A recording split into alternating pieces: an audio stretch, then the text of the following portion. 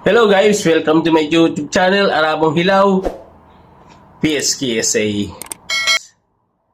Nagmistulang sablay ang buong palabas sa kamera matapos sumemplang ang plano ng mga dilawan na ikabit ang pangalan ni dating Pangulong Rodrigo Duterte sa kontrobersya ng flood control projects. Sa halip na patunayan ang sinasabing ghost projects, ang lumabas ay desperadong pagtatangka na gawing sangkot ang dating Pangulo kahit walang malinaw na ebidensya. Unang bumuelo si Congressman Terry Ridon na pilit hinahatak ang ideya na may bahang anomalya ang panahon ni Duterte. Ngunit nang igiit sa pagdinig na walang kinalaman ang dating Pangulo, hindi pa rin niya tinanggap ang sagot. Mas lalong nagtulak ng tanong ang publiko, kung mismong si Duterte ay kilala sa pagsibak ng mga opisyal na sangkot sa maling paggamit ng pera ng bayan, paano siya ngayon itatali sa mga proyektong hindi naman siya pinangalanan, sa halip na makalusot, lumabas na pinipilit lang ni Ridon na gumawa ng koneksyon. Kasunod na tumira si Chel Jokno na nagdala ng mga ulat at datos para suportahan ang paratang. Ngunit pagharap sa pagdinig, binasag ito ng malinaw na testimonya, nagsimula na ang flood control projects bago pa man ang panahon ni Duterte, panahon pa ni Gloria Macapagal Arroyo at Benigno Aquino. Imbes na maka-score, si Jokno ang napahiya dahil sa pag-asa sa mga pekeng balita. Sa halip na magmukhang makabago, lumabas na siyang taga-benta ng sirang record. Hindi rin nakalusot si Jervel Luistro na naglabas ng report para ipakitang top contractor umano ang kumpanyang tinutukoy noong panahon ni Duterte. Agad itong itinanggi at pinasinungalingan dahil mali ang datos at karamihan sa mga proyektong isinali ay terminated. Sa puntong yun, basag ang naratibo at lantaran ang pamumulitika. Sa huli, nagmistulang sabayang pagdapa ang kinalabasan ng tatlong dilawang personalidad. Ang misyon nilang pasamain ang pangalan ni Duterte ay naglaho sa hangin. Ang nais sanang magpasabog ng intriga ay nauwi sa sariling pagsabog ng kredibilidad. Sa halip na umani ng simpatsya, nagmistulang desperado ang kanilang galaw at halatang walang solidong hawak na ebidensya. Para sa taong bayan, malinaw ang naging eksena, hindi napatunayan na sangkot si Duterte sa flood control scandal. Ang tunay na ghost ay hindi proyekto kundi ang naratibong pilit nilang ibinubuhay laban sa dating Pangulo. Ang kabiguan ng mga dilawan ay nagsilbing paalala na ang politika ng paninira ay hindi tatagal kung walang matibay na batayan. Sa mga darating pang pagdinig, nakataya ang kredibilidad ng oposisyon. Kung paulit-ulit lamang ang kanilang script at puro pangalan ni Duterte ang paulit-ulit na isinisigaw, malamang na mas lalo lamang silang tuluyang mawalan ng tiwala sa mata ng publiko. Sa ngayon, malinaw, mission failed. Samantala, lumabas pa ang dagdag na pasabog matapos ibunyag ni Senador Rodante Marcoleta na may isang kongresista umanong nagbanta sa mag-asawang Diskaya na ipapakontempt sila kung hindi sila papangalan ng isang senador sa gitna ng hearing ng House Infrastructure Committee nitong Martes, 9 ng Setyembre. Hawak daw ni Marcoleta ang mismong kopya ng text message na ipinadala pa sa abogado ng mag-asawa. Malinaw umano na dahil hindi nila makuha ang sagot na gusto nilang marinig, ang ginamit na sandata ay pagbabanta. Sa gitna ng eksenang ito, ipinaskil ni Tio Moreno ang komentong tila sumasalamin sa buong sitwasyon, "The facts are getting clearer." At totoo nga, sa bawat minuto ng pagdinig, mas lalong naging malinaw na ang mismong layunin ng ilang mambabatas ay hilahin ang mga Duterte papasok sa kontrobersya. Sinubukan ni Congresswoman Luistro na ipitin si Diskaya, desperadong ikabit ang dating Pangulo sa issue, ngunit bigo siyang tuluyang magtagumpay.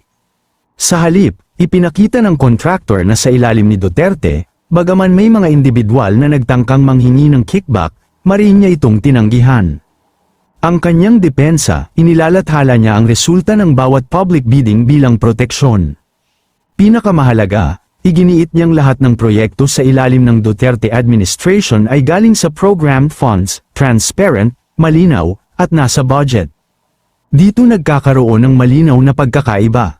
Sa ilalim ng kasalukuyang Marcos administration, ang mga kontrata ay hinuhugot mula sa unprogrammed funds, ang parehong pondo na nagiging pugad ng katiwalian. Sa ilalim ng sistemang ito, pumasok ang mga tinatawag na contractors na siyang pumipiga sa mga kontratista. Isiniwalat din kung paano ginagamit ng DPWH ang free strikes policy bilang sandata. Kapag tumanggi ang isang contractor sa kickback, sunod-sunod ang parusa, sisimulan sa right-of-way issues, susundan ng termination, at kung magmatigas pa, 3 disqualification ang diretso sa blacklist. Ang mensahe, sumunod o mawala ng lahat.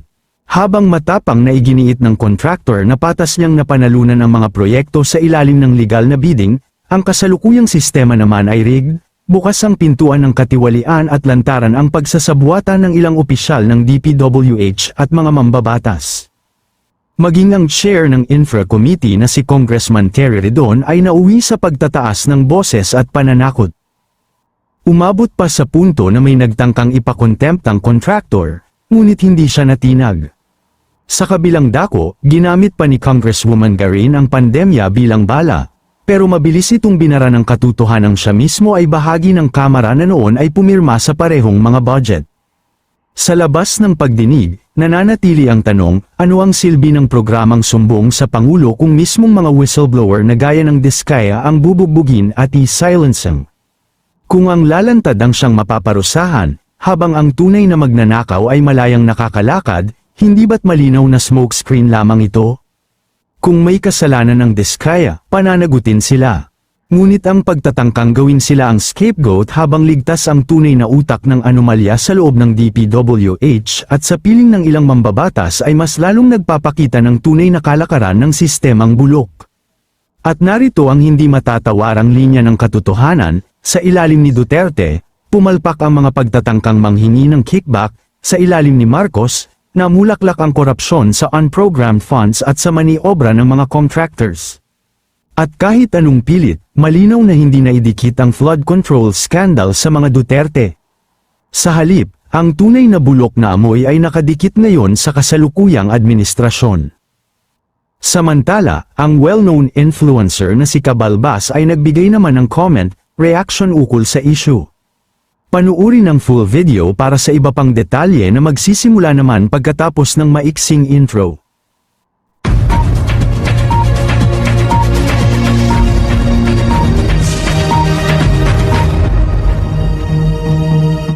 Ito na tayo ngayon 'di ba? Nagbabala na ang dating pangulo noon na yung GAA o yung budget ng 2025 ay merong something. Pero anong sagot ni BBM? Bakit ko 'to nasasabi Bakit natin ito idinadamay si BBM dito sa mga kabulukan, kaguluhan, kalituhan, no? Dahil sa flood control project na yan, sa mga pondo na nawawala, din mo natin alam kung ano nangyayari. Tapos ngayon yung hahabulin after yung 3 taon ninyong pananahimik. 'Di ba? Sinabi na sa inyo yan ng dating pangulo. 'Di ba? Ayan 'di ba? Basahin nyo. 'Di ba? Anong sagot ni BBM dito? Nagsisinungaling daw ang dating pangulo. 'Di ba? Ayan, basahin nyo mabuti. 'Di ba? Ngayon sasabihin natin na hindi konektado dito si BBM. Siya, okay? Inispoiled niya kasi ang pinsan niya. Inispoiled niya si Saldico, si Suwa, lahat naggumawa ng budget na yan. Pati si Grace po. Kasama din yan dyan.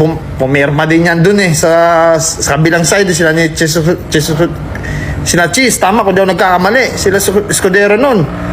Diba? Kaya kasama dyan si BBM.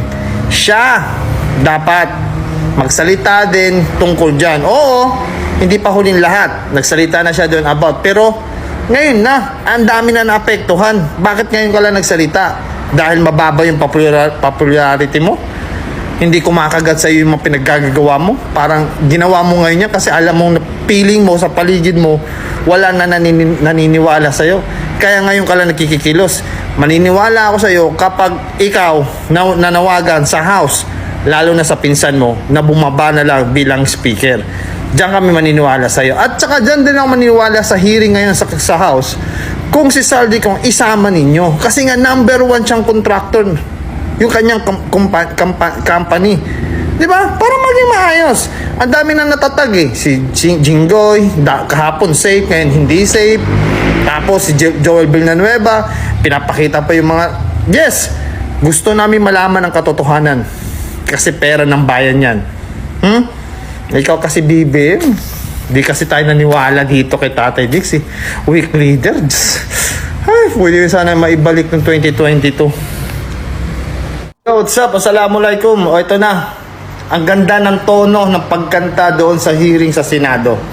Hindi nga nagkamali si Inday Sara nung panahon na nag-live siya about yung kinulong yung chief of staff niya. Talagang sinabi ni Inday Sara, wait lang bilib ako sa intel ni Inday Sara kasi ang ganda nung pagkano. Kasi ito, lumalabas ng katotohanan. Okay?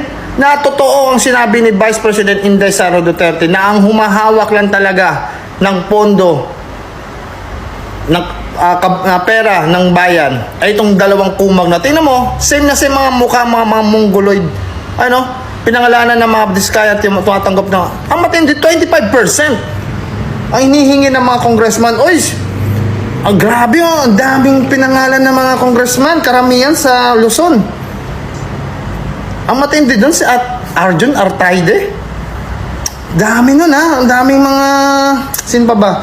Alam mo, masaya kami ng mga DDS na talagang lumabas na ang katotohanan. Itong mga dalawang damuho na to, dalawang itlog na to, talagang kasabwat sa mga nangyayaring flood control project. Bakit hindi nyo na tuligsain ngayon mga pinklawan at mga loyalista? Yan ang hamon ko sa iyo. Yung nagsabi sa inyo na si Inday Lustay, Inday Sayad, may mga nagsasabing ganyan eh. Ngayon, sino ngayon ang may sayad? 'Di ba? Pinaano nyo kasi yan eh. Pinalamon nyo. Talagang pinaano nyo eh. Yan, gumana tuloy ang mga kabuwayan masyadong matakaw. No? Kasalanan mo to rin to, BBM. Dapat nung umpisa pa lang naging stricto ka na. Lalo na dito sa pinsamong to. Kaso hindi eh. 'Di ba? Noon pa lang eh. Kaya pala ang daming pera, pinamigay, ayuda. Tinde. Dahil pala sa mga to. Ngayon, sino ngayon nagsasabi ng totoo? Si BP Inday Sara? O itong mga damuhong ito na pilit na pinapatawad sa hearing dahil lang doon sa confidential funds na pinagsasabi ninyong 125 million?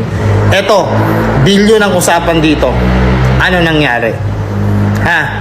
Sige nga!